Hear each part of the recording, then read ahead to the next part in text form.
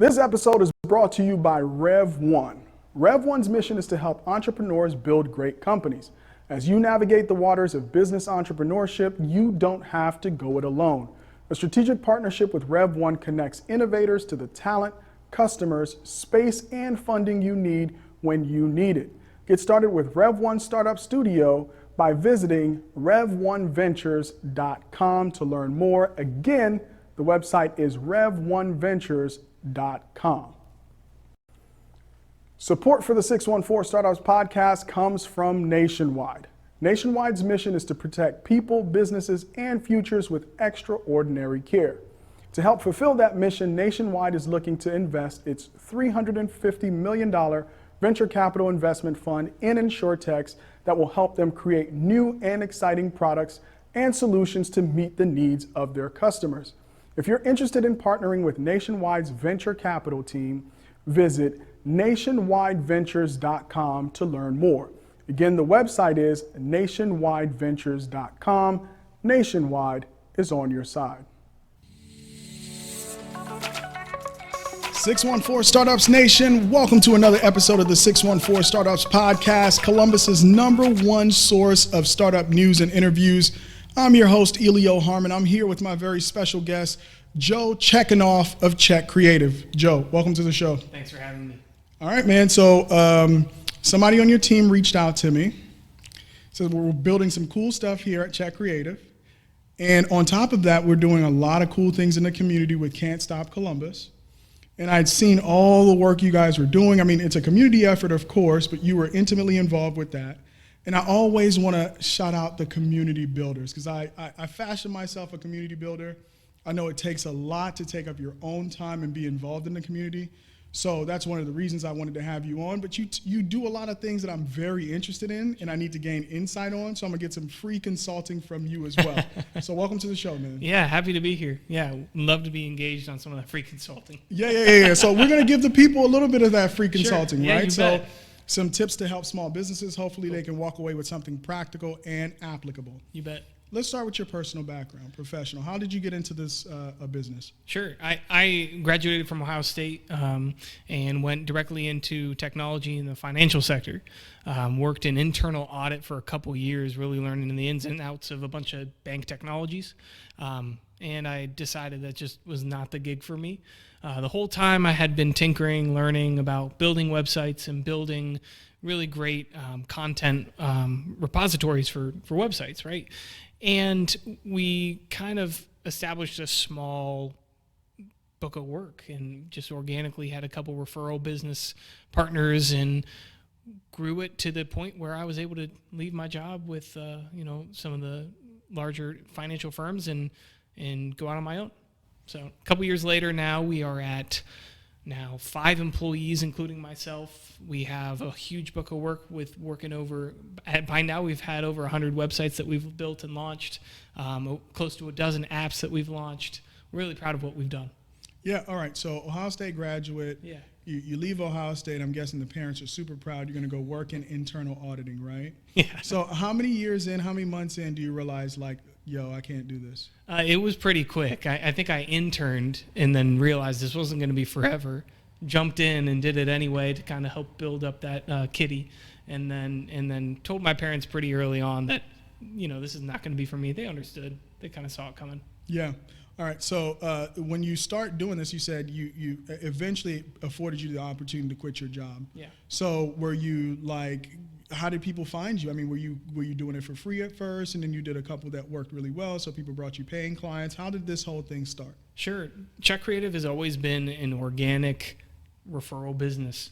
I had my first customer was a paying customer, actually, just trusted me from experience working with me personally to build a small apartment complex's website.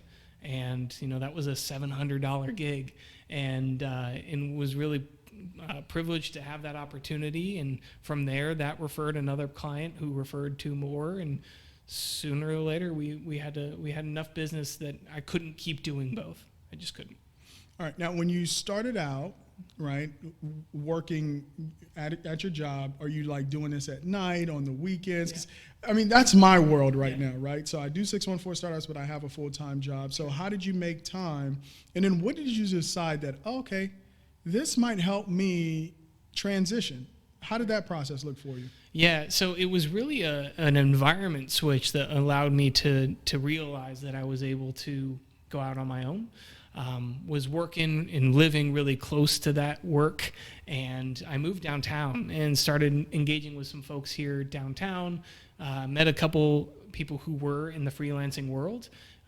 Loved working with them and talking about what they were doing, and kind of started doing the numbers myself and said, okay, if I move this here and do that there, I could do this in a couple months, or I could do this in a quarter or two. Mm-hmm.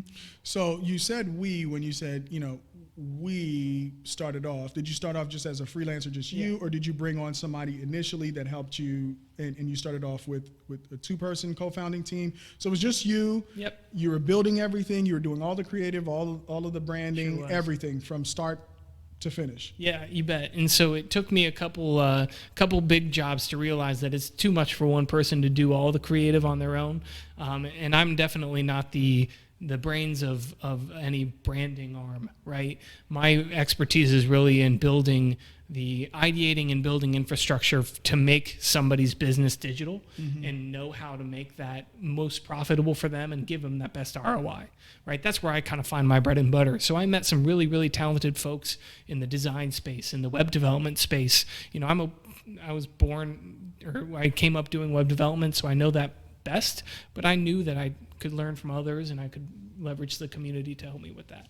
Yeah. Now, when I think websites, and this is the pivot to kind of Chek Creative as it began and kind of where it is. Yeah. When I think web design, I think fixed job, fixed cost. You got to keep those jobs coming in, right? So when you say it got to the point where I could leave my job and go do that full time, what was your thinking about that? Had you already transformed to more of a model that was on a retainer basis? How does one make that jump without having to chase the next meal? Right. So chasing the next meal is a part of the agency world, right? And it's something that you learn about pretty early on. So when you go freelance, you get that big first job and you realize that job's going to end, right? And you're already starting to think about, okay, what do I do in September when it's time to bring in that other couple grand that I need to replace that one job with? So that never stopped, because it is really a heavy front end business where you do the work on the front end and some of it trails into the continuation. A lot of the time now, however, especially after coronavirus hit, you realize that you have a digital side of your business, whether you like it or not. And if you don't do it, and if you don't maintain it, and you don't uplift it, you're really going to fall behind. And so we've made and positioned ourselves in a way that if you are a small business or a large organization that needs help establishing or enhancing a product, we are the ones who can help you get there and then help you stay there. And those costs are no longer translated to a really high, heavy first round, to spreading it across nice and even, to we're going to help with content management. So there's a lot of different levers you can pull to help stabilize that revenue from an agency perspective, and then help uplift that return on investment after that initial cost. Yeah, so creative agencies, I mean, there are a lot of them. Yeah. So very, very competitive space. Sure. I checked out your website. What kept popping up at me was development first. So what's the value proposition for Chek Creative? You said it. It's development first. When you think about how you build a website, the first thing that you have to know how to do is how to structure it. You don't necessarily have to know how to code. There are tons of no-code solutions, right? But the strategies behind those no-code solutions and the execution on any particular digital product is the meat and potatoes of it.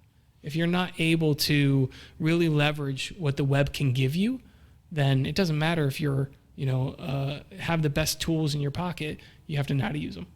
Yeah. So when I think development, I think I need to be in a business where the back end matters more than the front end. There are a lot of businesses I feel like, and this is just me not being in your world. Sure. Like they can get away with the site just looking pretty. Sure. Right. But why do you feel like you make the case to your clients, like even if you have that perception about your website, that development really doesn't matter, I just really need to make it look beautiful. Make the case now for somebody who is like on the opposite end of the spectrum, like, yeah, just make all that development stuff, whatever, just make my site look cool. Yeah, I think make my site look cool and make it look pretty is equivalent and synonymous with developing it well, right? So if you take a website and you break it down to its core components, whether it be a Squarespace website, a WordPress website, or some of these newer like React or some of the really cool modern web app platforms that you can build with, they all have a same solution as a potential outcome, right? You can get to the same output no matter where you start, right? It's a preference thing when you're interviewing your customer and your client. How do they want to interact with it? How do they want to operate it, right? It's knowing how to ask those questions, and then it's the execution on that practice to get them to that pretty website, right? So that's why development first is super important, because if you focus on development last and you put first your PR campaigns, your blog content, which content is really important, don't want to put that down at all, and you focus on, print flyers or print marketing or anything like that, right? You're really doing yourself a disadvantage, because digital can embellish your business. It can help add to your revenue, right? Add a new revenue line item to your balance sheet, right? Super important stuff that you don't want to let up on. Yeah. So I'm thinking, okay, you kind of got me. I'm on the fence. Yeah, development matters. Okay, you're convincing me it doesn't just need to be pretty. I need to develop it. Sure. So how does a development translate into getting the visitor to do what I want them to do at the end of the day? Because the website should serve a purpose for the business owner, right? So let's say I'm using my website for lead gen. Is development core to actually getting the website to be a lead generation machine? So what is the ROI that development provides, as long as you understand what my objective is as a website owner? The last thing you just said is the most important part. Even before being a development first agency, I have to know what you want, and I have to know how to achieve your goals with you. Right? So if I'm not doing that with your partnership and with your engagement, then I'm really not going to be able to get it done. So once I'm established in trusting in that relationship with you, then I can say, okay, how can we position ourselves with our skill set in a way that gets that conversion event to happen? All right, so let's say I sit down with you and my idea is just terrible. There's nothing design or development is going to do to help me. Yeah. You talk about working with your clients. Have you ever gone into a situation where you're like, oh my God, this is not going to convert? Like, what are you trying to do here? Yeah, I've turned away work. Yeah.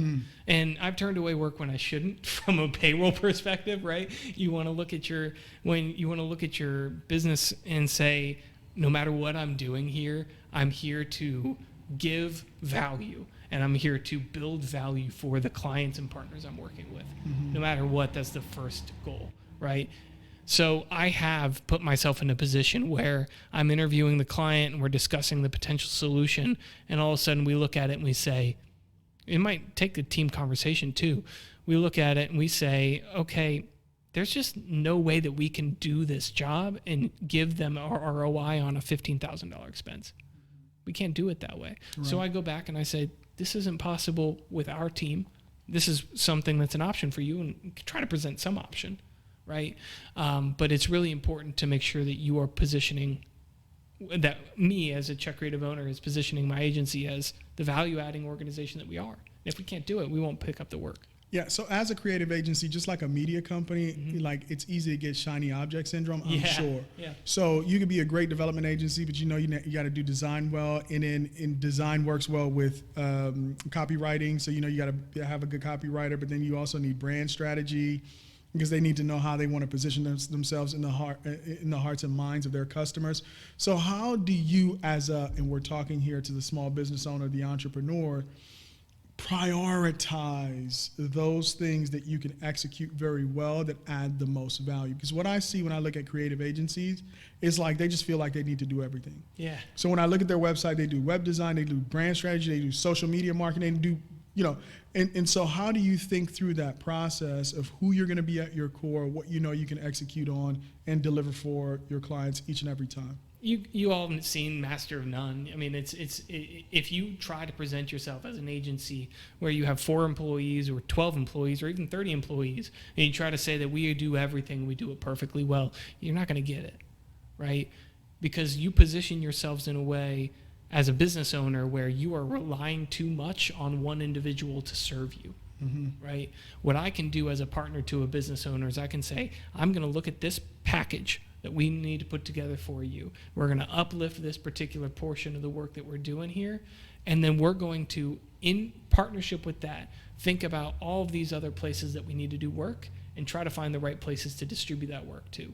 So I build my team for a particular project. If it's a 6-figure project, I'll bring 4 or 5 people to the table who I think are perfect for that project. They have nothing to do with Chek Creative. They're just great people who do good work. All right, hot seat time, man. Yeah. If I had to strip down my entire business and do one thing, I would be an interviewer. Sure. Right? That's our core. That's what I feel like I can do well and I can keep getting better at, and that's where I can deliver some value. If you had to strip Chek Creative down to its core, what would be the one thing you know you can do? What is it? Yeah, Chek Creative. Build websites that do ROI. Just give you a return on your investment. Right. I like that. That's a solid answer. And we're going to take a break right there because I need to produce some ROI and hear from our sponsors right now. So we'll be right back with my conversation with Joe Chekanoff of Chek Creative. All right, guys, let's all be honest with ourselves. How many times have you needed to get an oil change, clean your car, or get a tire rotation, and you've put it off for weeks on end? We're all guilty of it.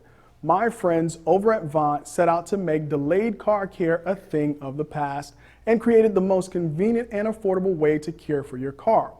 All you have to do is 1, book your service and desired pickup location. 2, drop your keys with a certified Vaunt driver who picks up your car for you. And 3, your car will be serviced and delivered back to you within 3 hours. From now on, the only thing you have to worry about is where you're going and who you're going with. Look, guys, I'm telling you, this is the future. Try out Vaunt, VOHNT.com, and use promo code 614startups for 20% off. Support for 614 Startups comes from Color Coded Labs. It's time for a better career in tech. Introducing Color Coded Labs, a 16-week boot camp that does more than just teach basic code. It's a program designed to help you actually get a career in tech. At Color Coded Labs, we've removed all the barriers to help you learn the skills you need to start a career you love in weeks, not years. All designed for people of color by people of color. Apply now at colorcodedlabs.com. 614 Startups Nation, welcome back to my conversation with Joe Chekanoff of Chek Creative. All right, we stripped it down to the bare bones. I walk into your office. I need a website that produces an ROI. What's your process to get me there? Sure.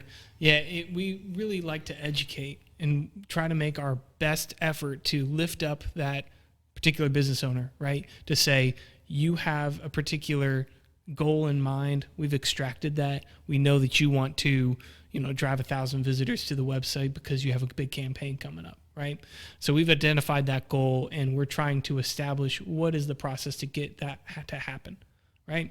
We walk through what a typical website build looks like, whether it's this particular type of landing page that has this formula, because there is a formula to it, right? There's a way to convert on a website.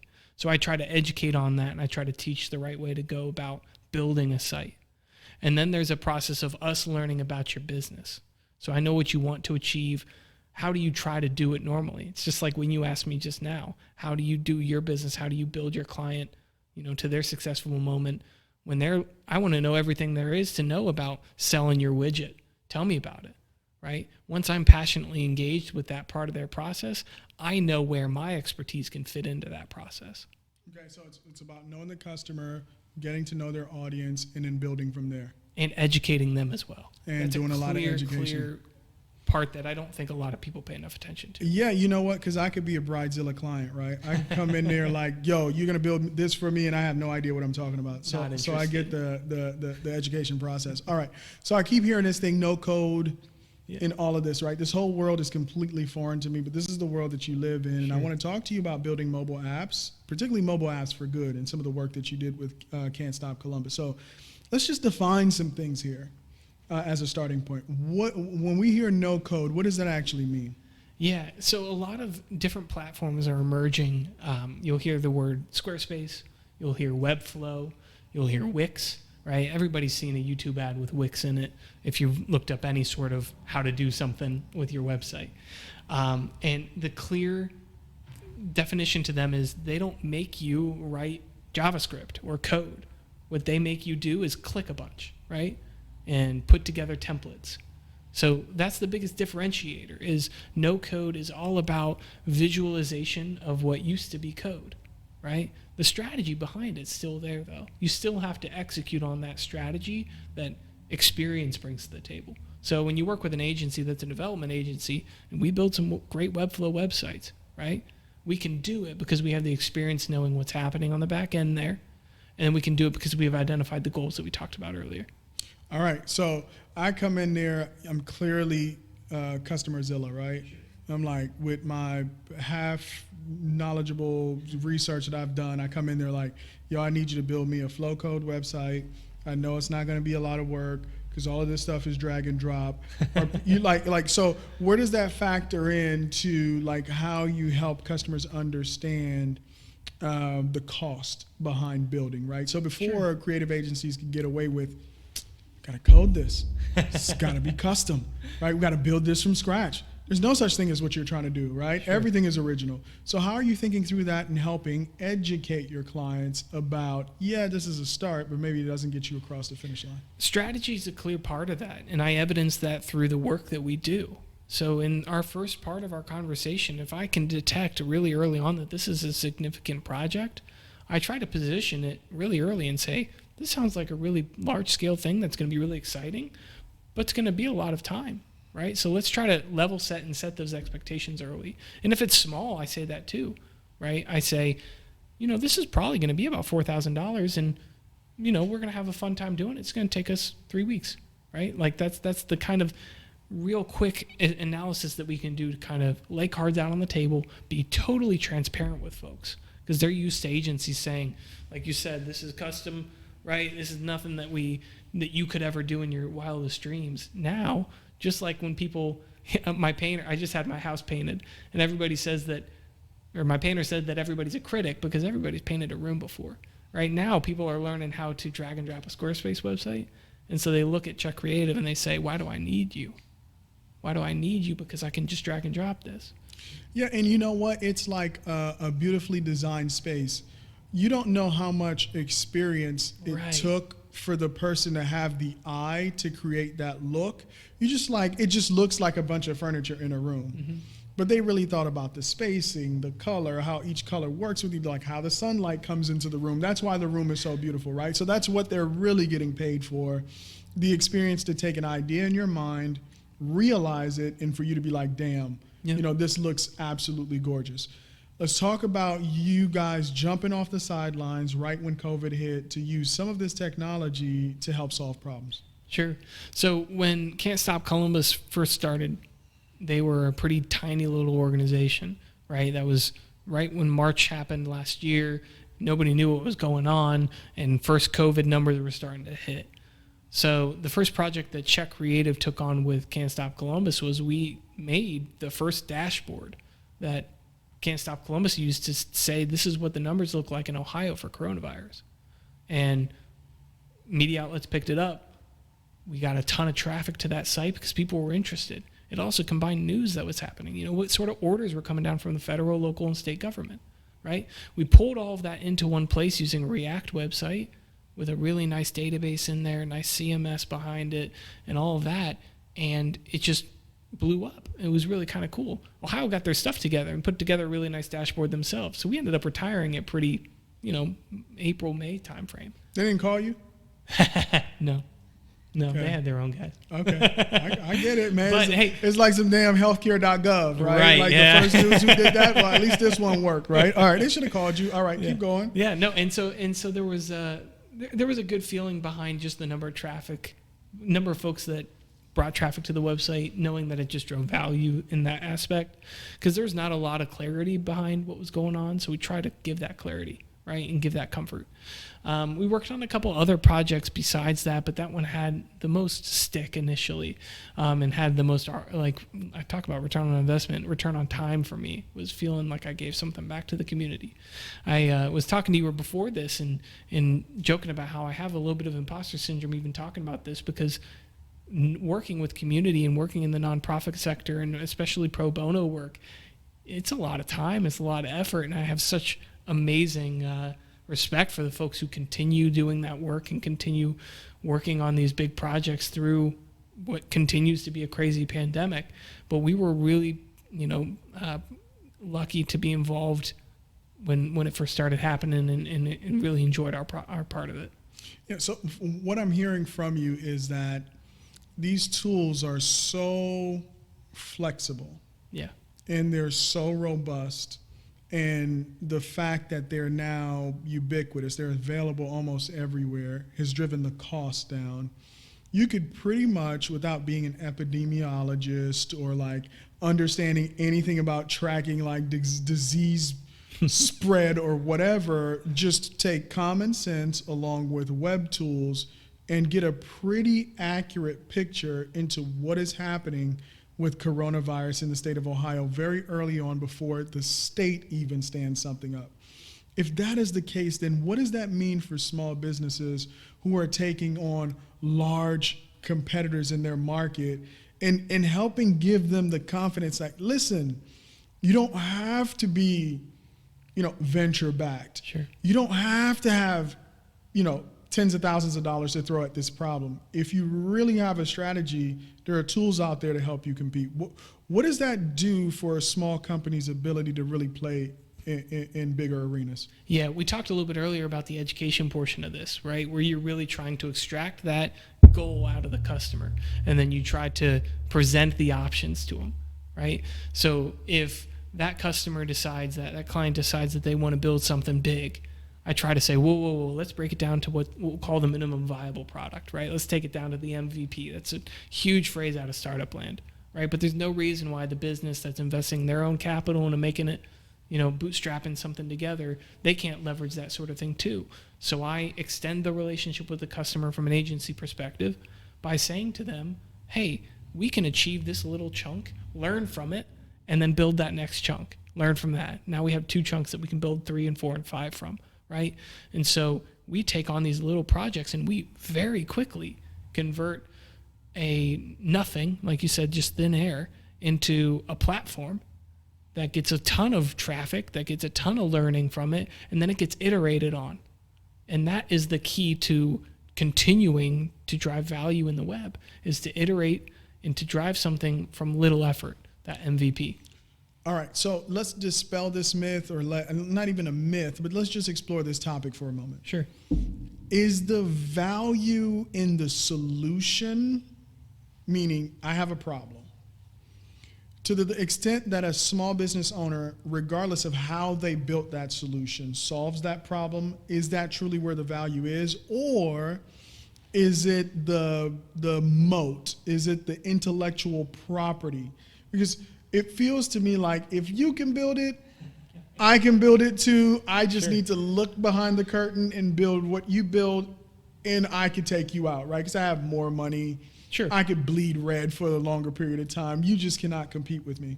So from a web developer standpoint, where's the value? Because I feel like there's a little bit of risk to that, right? I build this awesome, elegant solution using no-code tools.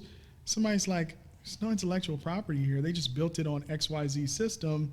I could just do the same thing. What are your thoughts on the intellectual property portion of this? Yeah, execution, right? When you think about how lots of different organizations can throw money at something, like you said, bleed red for a while, right? There's something to be said about what a little bit of sweat and effort can be for a particular engagement. If I build something that's a large project that I've split up into 11 big chunks, littler chunks, right? If I ship that first one, that company B might still be trying to get all 11 chunks at the same time. So I'm already learning more than they are because they don't have a product in the market yet.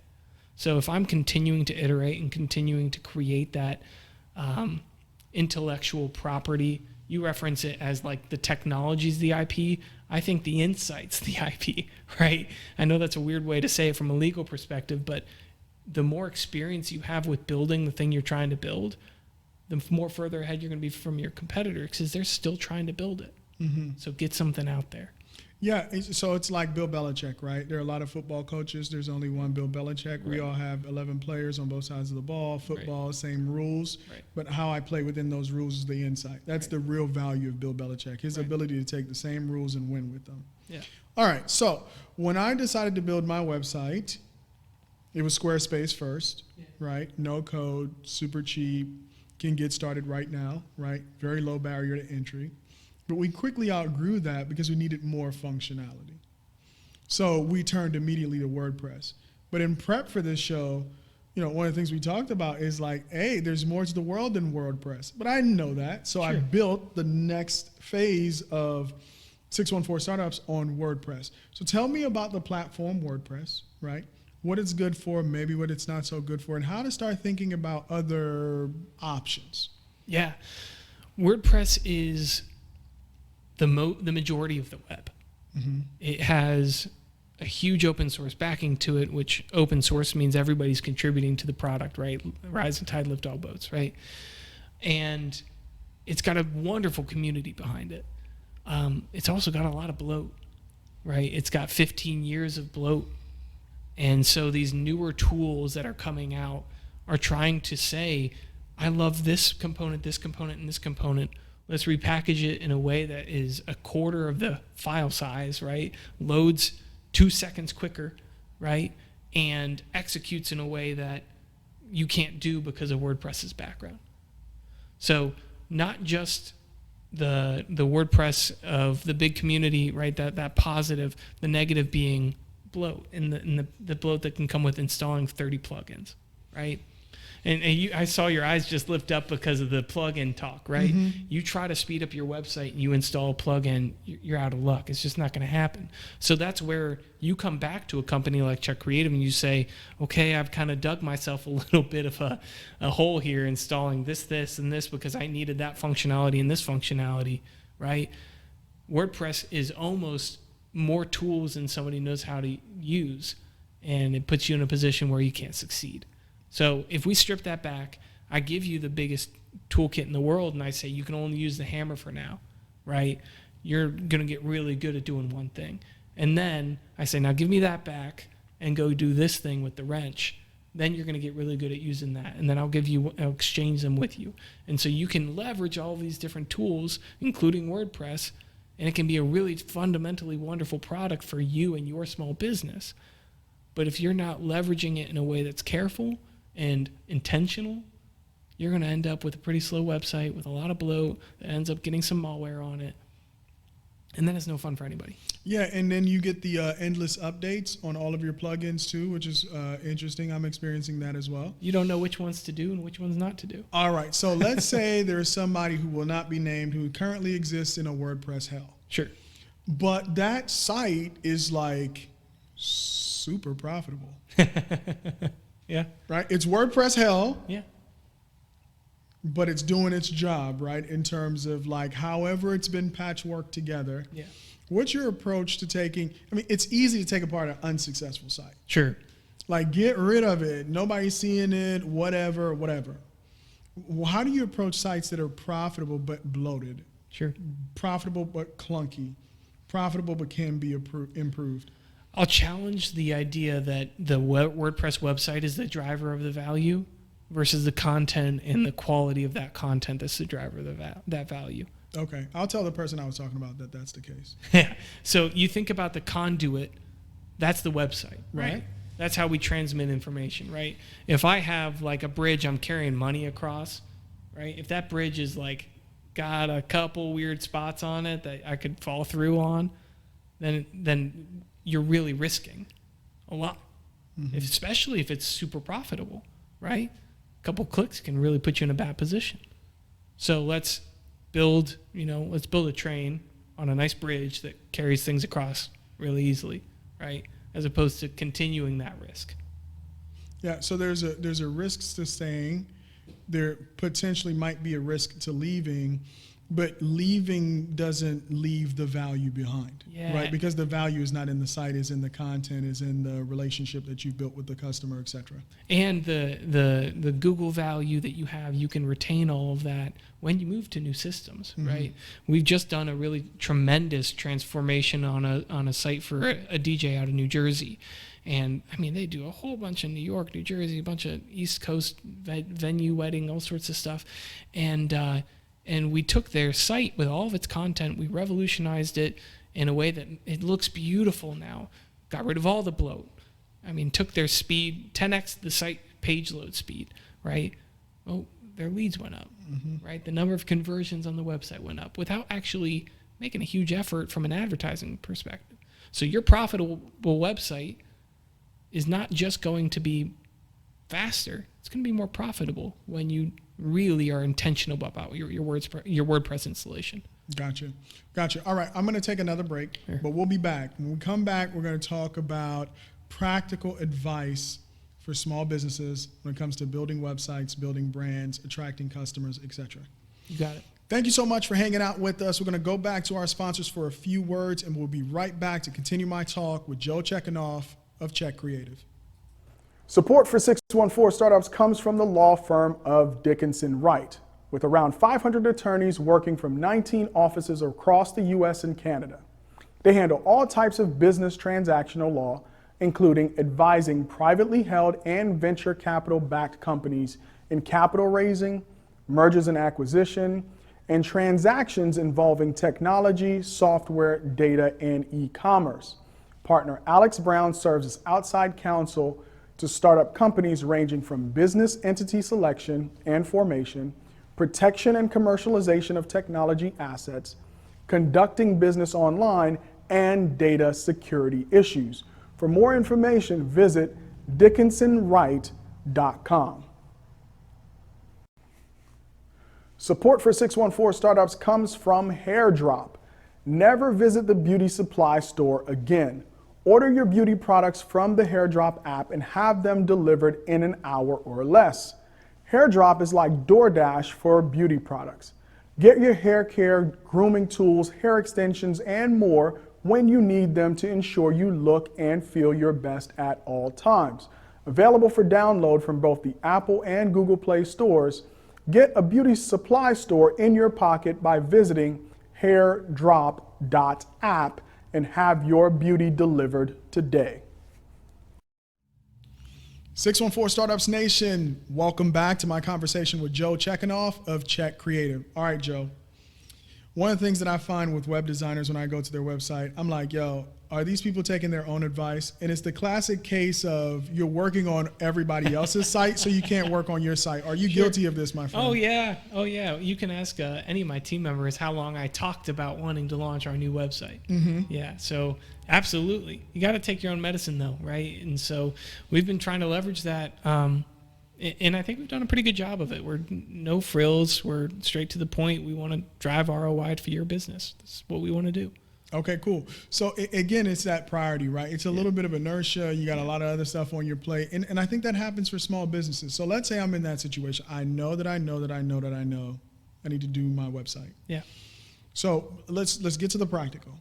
Where do I start? What are some things that you just say, hey, what can I do tomorrow to get started? Sure. The first step that I would take if I was a small business trying to learn what it means to build a website that's profitable for me is I would do my research in a couple really clear spots. There's a wonderful guide on creating good landing pages, and Buffer has a great one, their social media resource. Julian Shapiro is a great writer on content, on building great landing pages. And there are a couple other really great ones that if you search for how to make a good website, you're going to find, because they're really good at finding great keywords to hit and getting their content pushed up high. So start Googling and start identifying what searches are working for you and what aren't. And then start thinking about your goals and how you want your customers to be searching for you. Once you put yourself in your customer's shoes, that's the only point where you're going to figure out how your goals for your business are going to work with your customers. and how those two things can kind of establish your true need for your website. Mm-hmm. So, okay, if I'm hearing you correctly, number one is do some research. Yeah. Number two is understand your customer, what they're looking for, and how your solution might help them. So how to speak to them, what's important to them, how you write for them. Sure. So after that point, okay, I know what I need to do now. I think I have a good idea, because marketing is a lot of testing, right? Sure. So let's say I have a thesis. This is my customer. This is what I think will reach them. What's next? Yeah, I think that I want to back up 1 second to think about what this proposed business owner is doing already, right? And the bandwidth that they have to execute on this project. So if you're... Okay, let's use me. Yeah, sure. All right, so I have a media company, right?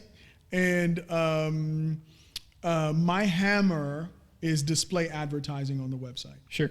And my customers are founders and people in the Columbus ecosystem. That's who I'm creating content for. Mm-hmm. But the people who are looking to reach those founders are brands that solve problems like Chek Creative. Sure. All right, so take me through that. And I have no time. I work a job, I'm married, I have a kid, and I do a side business. Yeah. All right. Yeah. That's the scenario. Yeah. So you have to identify the partner you want to work with to get that done. Mm-hmm. It is just the top line priority is, if you're a business owner, you know that you have to get people in the room that are smarter than you, right? That know how to do what you want to do because you're describing it to them, and then bring new ideas to the table, right? So creating great relationships is critical, okay?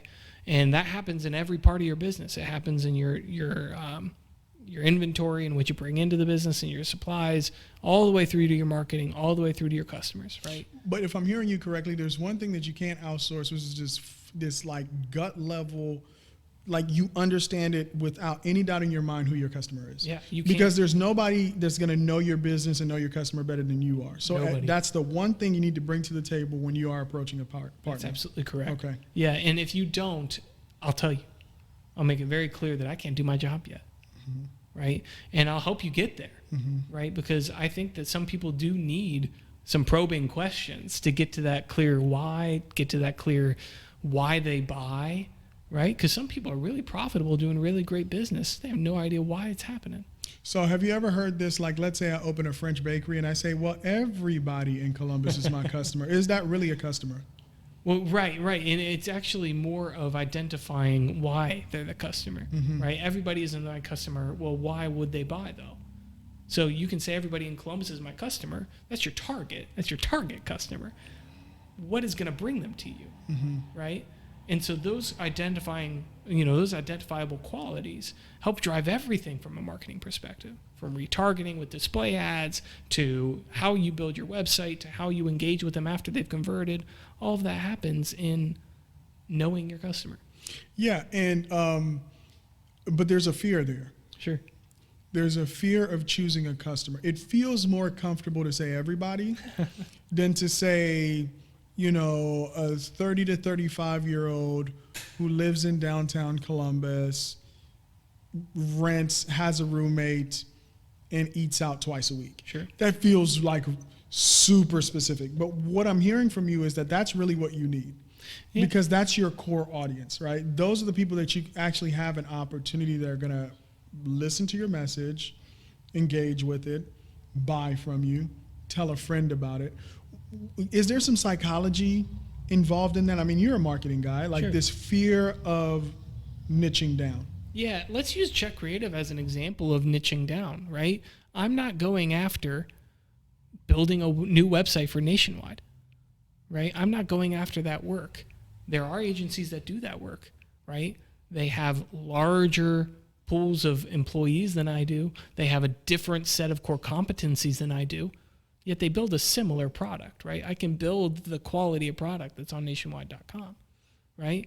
But my core competency and my customer is not that organization because I don't have the bandwidth to wait for them to go up 60 levels of the tower, right? Mm-hmm. I don't have the bandwidth to, do the 16-week educational piece learning about the business, right?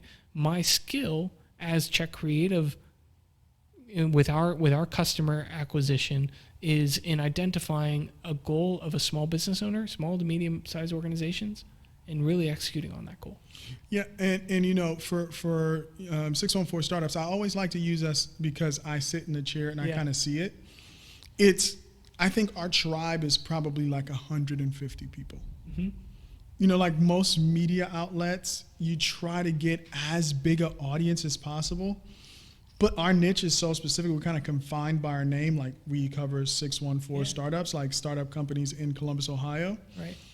But the thing that makes that audience powerful is because those 150 people are all decision makers with budgets, right? They're all decision makers that can buy with budgets to deploy.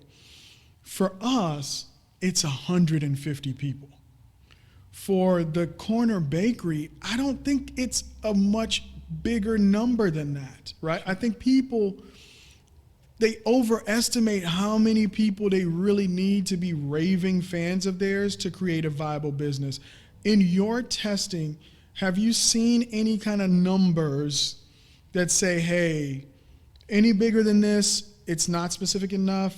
Any smaller than this, you probably don't have enough people to consider it like a data point. Sure. Yeah, well, we do a lot of analytics on our site, right?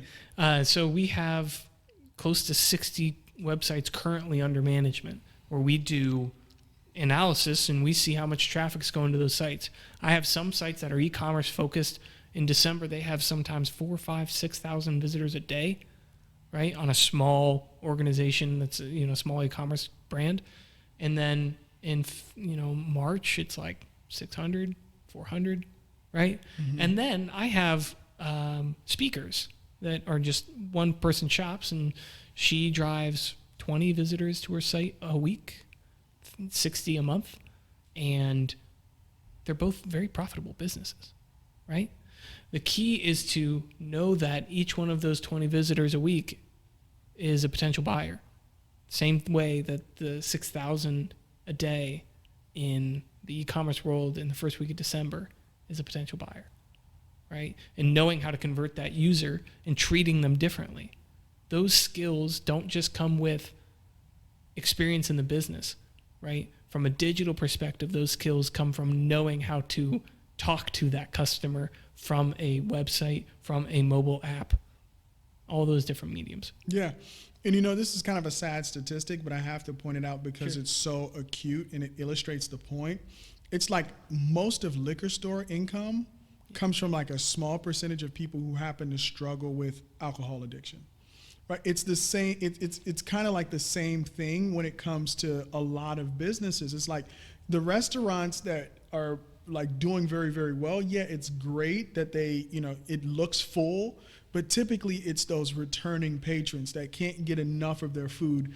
It's not a whole bunch of new people. It's that core audience of people that eat there 4 or 5 times a week that keep those restaurants full. So I'm going to give you the last word. Sure. What's next for Chek Creative? And if people want to engage with you, they want to learn more, maybe they need a website or they need some advice, how do they get a hold of you? Yeah, so Chek Creative is, you'll see it in the show notes and you'll see in the description here, chekcreative.com. Our message is pretty simple. We build strong, stable, really high-performing websites that give an ROI, right? And that's our focus, is driving value for our customers. So if a client's looking for simple consult on what they need to be doing next, we're here for that. If they want to build something, we're here for that as well. All right, folks, there you have it. That's my guest, Joe Chekanoff of Chek Creative. If you need a website, if you need a new strategy, if you want to produce an ROI, it's not about the size of your audience, but it's the way that you strategize to get your message out and building a website with development in mind to close them when they come see you. Thanks again for joining us on another episode. Peace.